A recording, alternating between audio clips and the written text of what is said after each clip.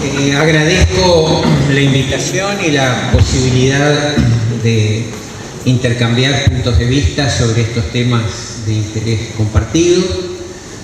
Y como primer comentario les diría que comparto los lineamientos de la presentación de Antonio Elías.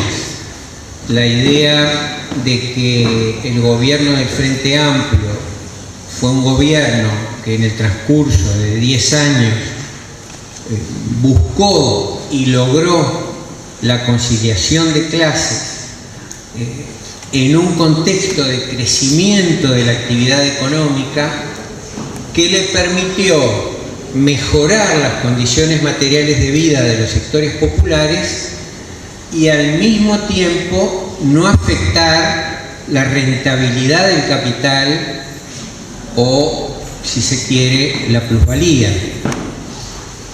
De ambas tendencias en el largo plazo, digamos, en los 10 primeros años de los 2 primeros gobiernos del Frente, hay múltiples indicadores.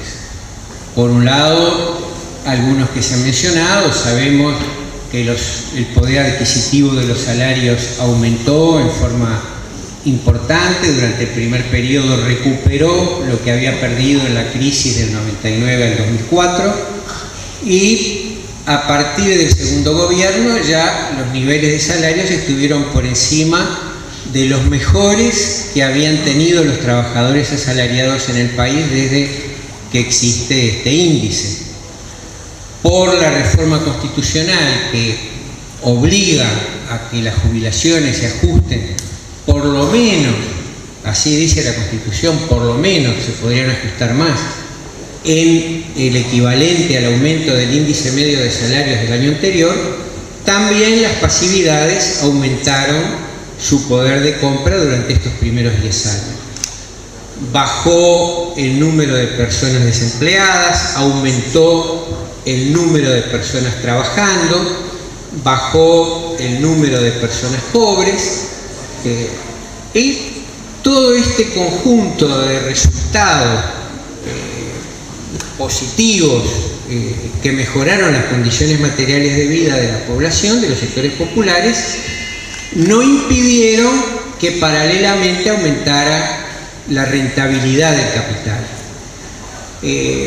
Ustedes habrán escuchado hablar del índice de Gini, una medida técnica que, utilizando los datos de la encuesta de hogares que hace el Instituto Nacional de Estadística, lleva a la idea de que la distribución del ingreso mejoró, que la desigualdad se redujo. Sin embargo, ese índice, o mejor dicho, pensar o analizar la concentración o distribución del ingreso a partir de los datos de la encuesta de hogares es técnicamente equivocado y las conclusiones son políticamente conservadoras porque dan una imagen mejor a la de la realidad. Y fundamentalmente voy a mencionar 2 indicadores que me llevan a afirmar con plena convicción de que la rentabilidad del capital se mantuvo muy alta. Estos 2 indicadores son, en primer lugar, las transferencias de ingresos que se hacen al capital extranjero, ya sea en forma de utilidades de empresas transnacionales instaladas en el país, como de intereses de deuda pública cuando los propietarios residen en el exterior. Estos datos, que los trae el Banco Central del Uruguay, implican muchos millones de dólares anuales. Aproximadamente 1.000 millones por año durante los 10 años de gobierno del Frente Amplio. Como no podía ser de otra manera, si los dueños de estos ingresos no viven en el país, obviamente la encuesta de hogares no podría registrarlos. Entonces, cuando utilizamos esos datos para hablar de distribución o concentración del ingreso, no tenemos en cuenta que ya hay 1.000 millones de dólares que se fueron del país por estos conceptos. En segundo lugar, si nosotros tomamos los datos de la DGI, de la recaudación del impuesto a la renta de las actividades económicas y de las exoneraciones que se hacen de este impuesto, llegamos a la conclusión de que los ingresos del capital fueron 3 o 4 veces más de lo que registra la encuesta continua de hogares. Entonces, este índice de Gini, como todos los indicadores, está condicionado históricamente. Si nosotros lo medimos en un país imperialista, el resultado va a ser mejor que en un país dependiente, porque las transferencias de ingresos que no registra la encuesta de hogares en los países dependientes, sí la registran las encuestas de hogares en los países imperialistas. Pero en segundo lugar, estos países, Estados Unidos, por ejemplo, que tiene una larga tradición de elaborar estadísticas y de impuesto a la renta, entonces la declaración que hacen los encuestados a la encuesta de hogares está mucho más cerca de la realidad por la cultura y la experiencia que tienen de hacer las declaraciones de impuestos, que cuando se defraudan son severamente sancionadas. En el Uruguay se da la paradoja de que las familias uruguayas declaran menos ingresos del capital al encuestador del Instituto Nacional de Estadística que a la DGI. Y la segunda paradoja entonces es que el índice de Gini, cuanto más dependiente es el país, es decir, cuanto mayores son los ingresos de las inversiones extranjeras, del capital extranjero, el resultado da mejor. Por ejemplo, si el frigorífico Tacuarembó, la familia Seco se la vendió a capitales brasileros, o la familia Ferrés vendió la arrocera Samán al capital extranjero, antes se supone que parte de sus ingresos tenían que aparecer en la encuesta de hogares.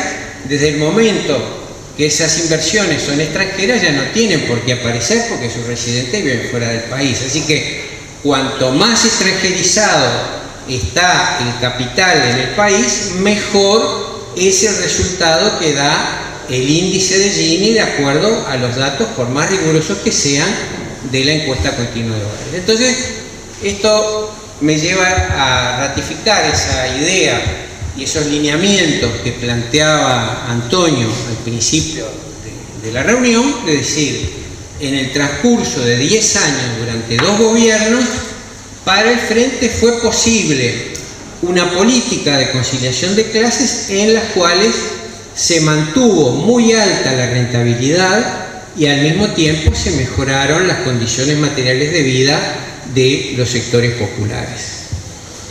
Ahora, en el año 2015, cuando empieza el tercer gobierno del Frente, hay una gran preocupación en el Poder Ejecutivo, porque un poco la cadena de transmisión es: el equipo económico logra el apoyo del presidente, el presidente logra el apoyo del gabinete y el gabinete se impone al Poder Legislativo, a la bancada del Frente, y entonces en el año 2015 ya empezó el ajuste.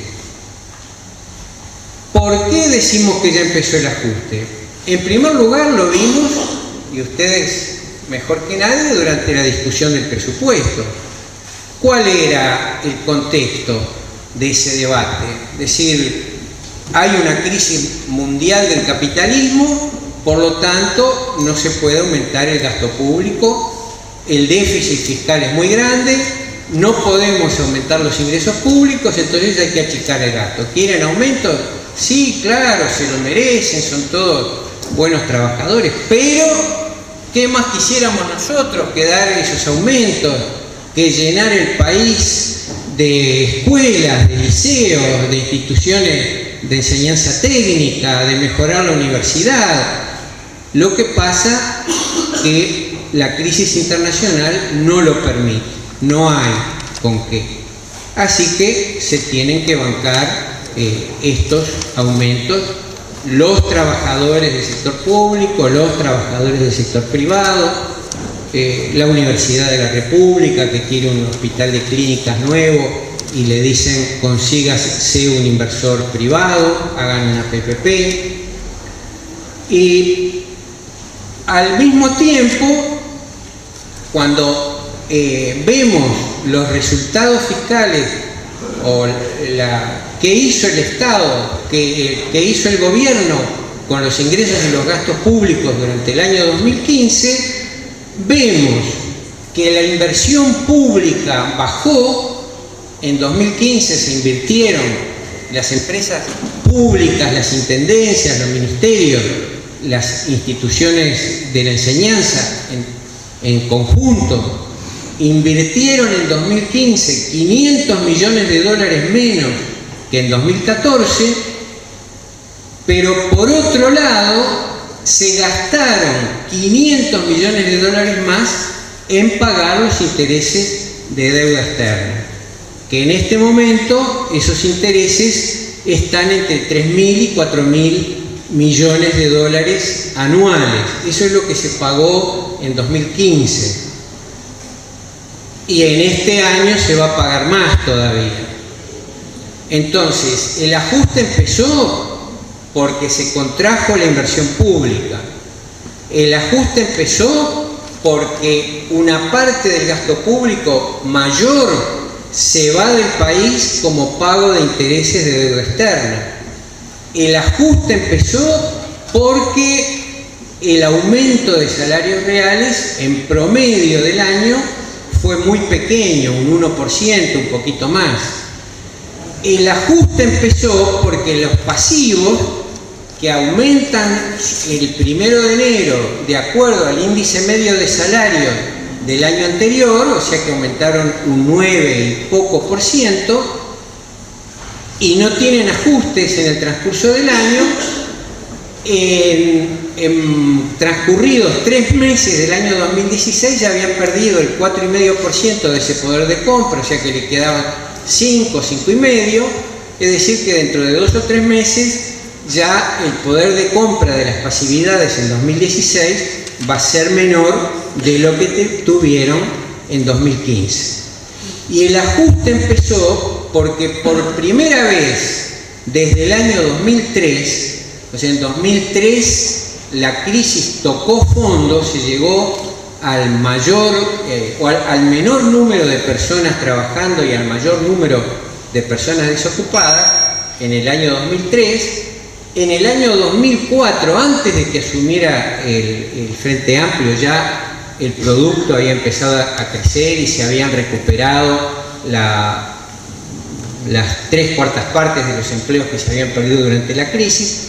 Pero de 2004 hasta 2014, cada año el número de personas trabajando y el número de personas con cobertura de la seguridad social, es decir, trabajadores registrados en el lenguaje del Instituto Nacional de Estadística, cada año fue mayor que el año anterior, aún en el periodo de los mayores impactos de la crisis financiera que empezó en Estados Unidos en el 2008. Cada año en el Uruguay trabajaban más personas que en el año anterior hasta 2015. En 2015 trabajaron aproximadamente 28.000 personas menos que en el año 2014, lo que implica 28.000 ingresos menos para las familias, lo que implica también una contracción de la demanda y lo que implica que aunque el salario real aumentó un poquito, como el número de personas que lo perciben es menos que en el año anterior, aunque no necesariamente estos 28.000 son todos trabajadores asalariados, ese dato todavía no, el 90% dice Daniel, y todos serían de la actividad privada, porque el Estado todavía no tiene facultades para despedir, ¿no? Entonces, los trabajadores asalariados y sus familias, hay 28.000 o 25.000 ingresos menos hubieron durante el 2015 que durante el año anterior. Por todo esto decimos que el ajuste ya empezó, porque además en esta situación donde los conflictos de clases y políticos se tensan y la puja distributiva se agudiza, En primer lugar, los gobiernos, desde el de Macri hasta el de Tabaré Vázquez, la política económica les da opciones. Si se percibe que las condiciones internacionales se están deteriorando, entonces los gobiernos tienen la posibilidad de decir: compensemos la caída de la demanda externa, el Uruguay va a exportar menos, por lo tanto para el mercado externo va a producir menos, compensemos esa caída con una mayor demanda interna, a través de inversión pública y a través de salarios. Y tratemos de que ese mayor gasto, la inversión pública y los salarios, se orienten hacia bienes de producción nacional. Por ejemplo, hacer un plan de viviendas populares, hacer un mayor número de instituciones de enseñanza y de salud, o promover una mayor producción de alimentos y un mayor consumo de estos alimentos. Pero en esa alternativa, en esa posibilidad de optar por una política de compensar la caída de la demanda externa por una expansión de la demanda interna, se optó por el ajuste. Entonces, con todos estos indicadores que les daba del ajuste, sobre todo la caída del número de personas trabajando, aproximadamente 25.000 trabajadores asalariados menos en 2016 que en 2015, en 2015 que en 2014, con ese modesto aumento del salario real, con la caída del poder de compra de las pasividades, con la contracción de la inversión pública, con el mayor pago de intereses que se transfieren al exterior, por todos estos, con la insistencia en proyectos público-privados, que es decir, bueno, el Estado va a invertir menos, traemos inversionistas del exterior que se van a cobrar durante los próximos 25 o 30 años con un canon que el Estado se compromete a pagarles. O sea que es el sueño que nunca se imaginó un burgués. Es decir, desde el día que gaste el primer peso en invertir, ya sé cuánto voy a ganar durante los próximos 25 o 30 años en cada uno de los años, porque hay un Estado que me da esta seguridad en un contrato que firmamos. Es decir, eso, además de comprometer el gasto público futuro y salir mucho más caro que la inversión pública, tiene también como consecuencia, obviamente, una mayor dependencia y una mayor pérdida de la eventual autonomía que puede tener un gobierno.